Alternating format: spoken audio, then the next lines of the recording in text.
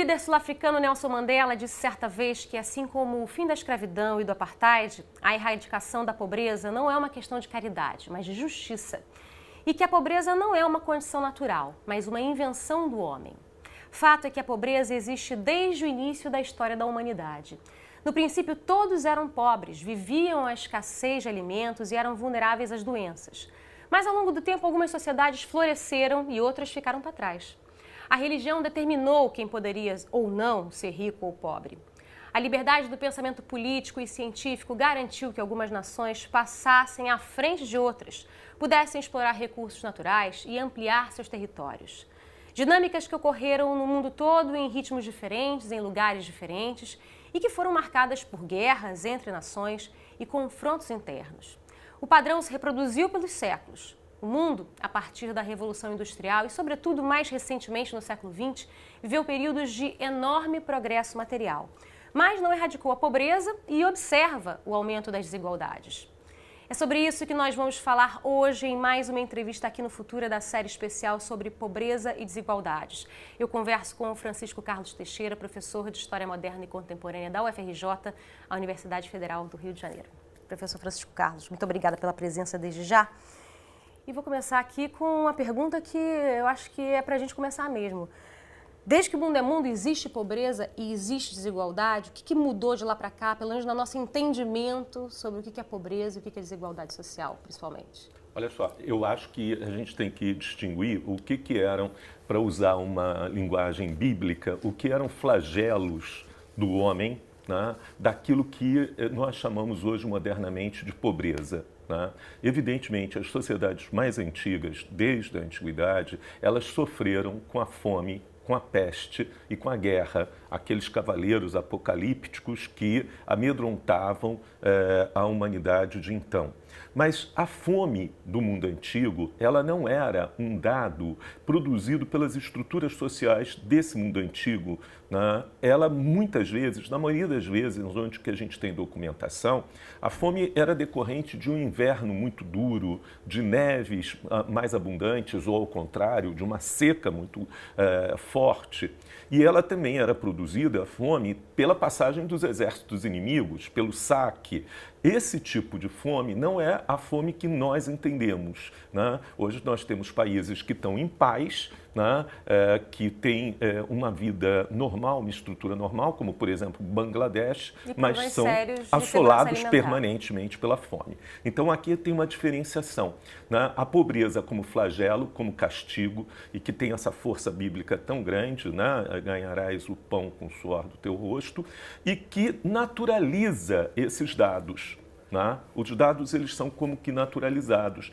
As pessoas passam a acreditar que, na verdade, quando acontece uma fome endêmica, um grande problema dessa natureza, aquela população cometeu um pecado coletivo ou deixou de observar regras religiosas ou não cumpriu com os mandamentos que deveriam cumprir. A ética religiosa tinha um peso fundamental no conceito do que era a pobreza e a fome, né? E durante a Idade Média, a Igreja Católica, que difundia esse conceito, era riquíssima. Quer dizer, existia aí já também uma desigualdade social, só que não existia o entendimento dessa desigualdade, é isso? Não existia, exatamente. Não existia o entendimento que essa desigualdade social, essa repartição dos bens, era desigual e, portanto, injusta.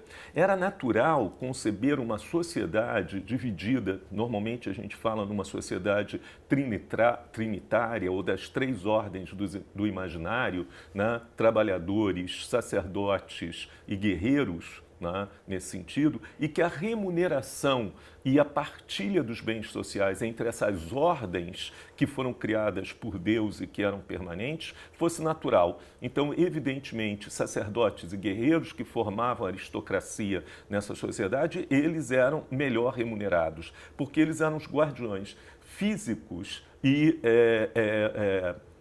mágicos, do bem-estar de todos nesse sentido. Mesmo em sociedades muito avançadas para a época, como, por exemplo, na China imperial, nesse mesmo período, havia a ideia de um equilíbrio cósmico. Então, por exemplo, se os rios transbordavam e causavam a fome, ou se os rios secavam e causavam a fome, isso era derivado, né, de um ato ou uma série de atos injustos do imperador. O imperador tinha perdido o mandato celeste.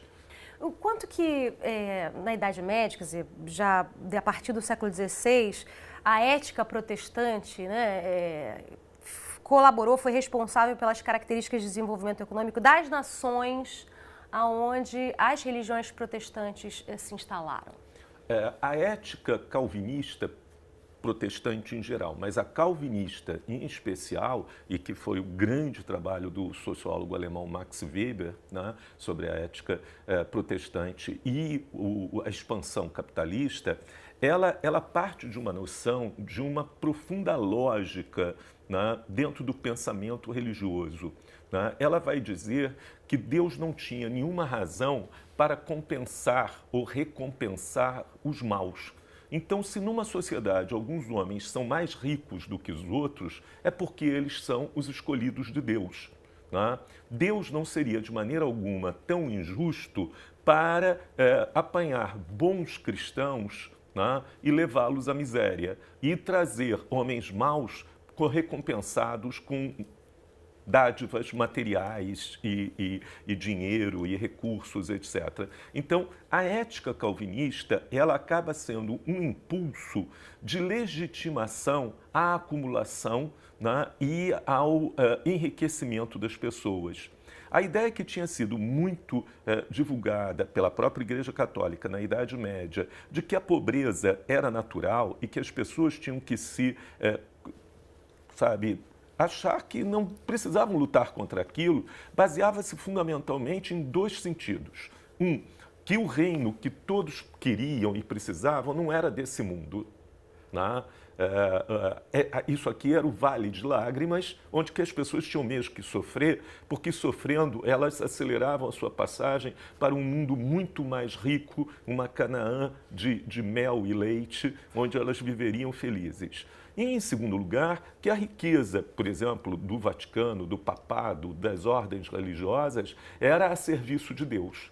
E assim justificava a riqueza. Justificava a riqueza. A ética calvinista, ela inverte essa mão. Ela diz, não, os homens ricos são os eleitos, porque Deus é justo.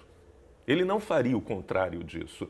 Então, na verdade, a ética calvinista, como você diz, a partir do século XVI, né, ela dá um impulso e uma legitimação à expansão do capitalismo. Quanto essa mudança de pensamento foi responsável pela Revolução Industrial, que foi uma ruptura, né, um marco na história dos processos econômicos, sociais, políticos na humanidade? Sem dúvida nenhuma. A partir de meados do século XVIII, na Inglaterra e na Holanda, que são países onde o calvinismo teve uma grande expansão, houve um estímulo para a acumulação de riqueza e para a acumulação de bens materiais e a transformação do processo produtivo.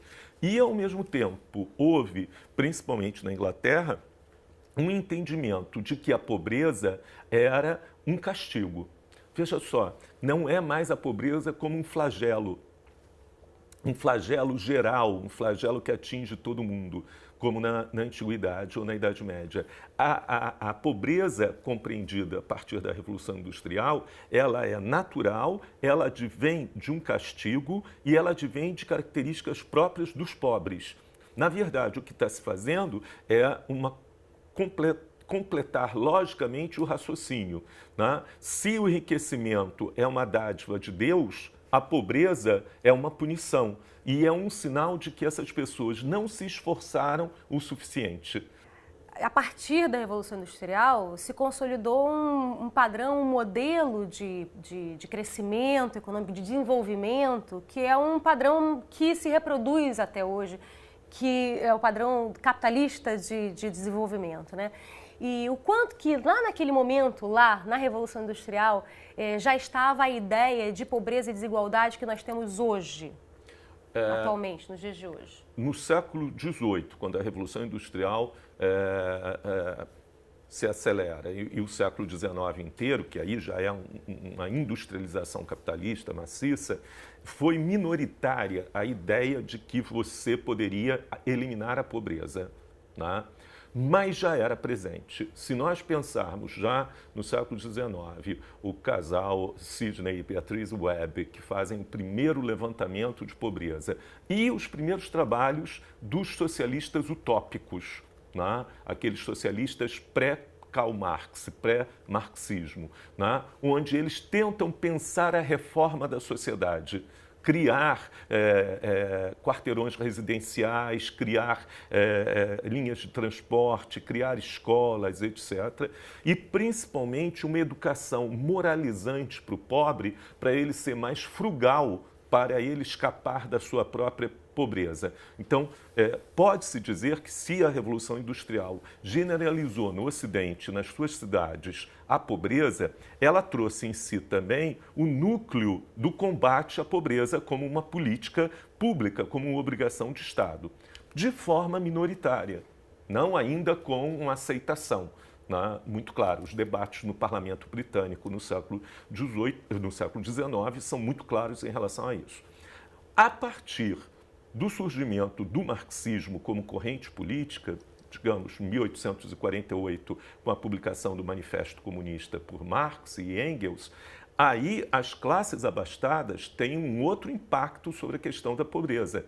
Eles começam a perceber que o acúmulo de pobres nas suas sociedades poderia ser alguma coisa que acabaria se voltando contra eles.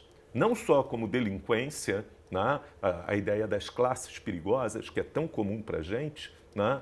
Nesse sentido, mas também como um fator político que poderia levar à revolução. Agora, mais aqui para o século XX, de que forma a globalização, principalmente depois do advento da internet, da disseminação da informação pela internet, a facilidade de transporte, circulação de mercadorias, consolidou o modelo de desigualdade, de pobreza que já vinha se construindo e, por outro lado, também consolidou a ideia de que a pobreza não era natural, que a pobreza precisava ser combatida. Sem dúvida enfrentada, nenhuma, né? o grande impacto que vai ter, mudando totalmente o quadro, é a Revolução Russa de 17. Porque aí um Estado inteiro, e depois de 45 vários países no mundo, né, vão dizer: nós podemos fazer uma sociedade igualitária, justa, sem pobres. Né, que era a proposta do comunismo real ou do socialismo realmente existente. Hoje, a partir de 1991, com a crise dos países comunistas, nós sabemos que se de fato houve uma melhora fantástica da condição de vida, por exemplo, em saúde e em educação, alguns países que mantêm esse regime ainda, como Cuba, são exemplos disso. Por outro lado, o preço disso foi extremamente elevado, não só pela supressão de liberdade, a supressão das individualidades, a supressão dos talentos, né, a supressão da livre expressão nesse sentido, como também a capacidade de investimento dos estados em manter esses regimes se mostrou muito duvidosa e acabou entrando em colapso. Houve também uma segunda mutação a partir da Declaração de Direitos do Homem, como a ONU assumiu essa declaração. Porque a declaração, claro, filha da Revolução Americana, da Revolução Francesa, a declaração ela falava de direitos políticos. O que acontece na segunda metade do século XX, e depois, principalmente com a globalização, é a ideia de que esses direitos políticos não bastam. Além do direito de votar, de livre expressão, essa coisa mais clara, juntado aí como direito, não direitos exatamente políticos, mas direitos humanos, o acesso à água, o acesso à escola, acesso ao trabalho, o acesso à educação. Cidadania completa. Exatamente isso que você está falando, quer dizer, cidadania agora não é mais o exercício de direitos políticos. Cidadania agora é um conjunto de direitos sociais. Aqui a coisa muda. Professor Francisco Carlos, muito obrigada por essa conversa. Foi um prazer. Bom, nossa conversa termina aqui, mas a gente agradece aí a sua companhia, já esperando você na próxima oportunidade. Um abraço e até lá.